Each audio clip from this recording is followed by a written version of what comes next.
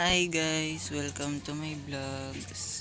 As you can see, natubo na po yung ating mga mustasa. Oh, meron na tayong iluluto. Ano? Oh, kita nyo po yan? Yan po.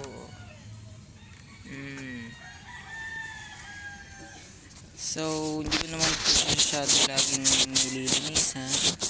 Ginagawa ko lang po dilig-dilig and hindi ko po siya pinapatapakan sa mga tao. Yan po ang ating halaman. Ay, halaman mustasa. Natubo na po. Oh, ang lalaki na, oh. So, ang gagawin po natin ngayon ay didiligan po natin. Kusik-kusik lang kasi po may maliliit pa po sila po. Baka po mabaklo.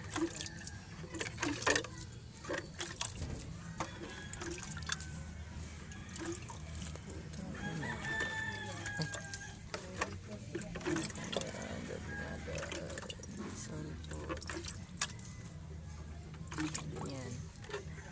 Dito po sa tabi-tabi. Yan. Oops. Mustasa po yan. Hindi yan po plastic. Oh, kita niyo. Saglit lang. Yan po. Kita niyo po yan, ha. Oh, lalaki na yan. Yan plastic. Oh. So, week 5 po. So guys, pang 5 linggo na po ngayon at yan na po ang mga mustasa.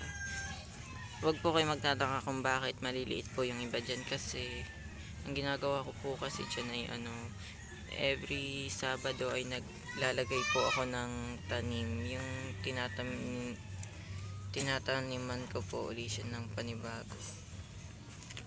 Yung every Sabado po. Opo. So yun po, maraming salamat po. Salamat po sa panonood.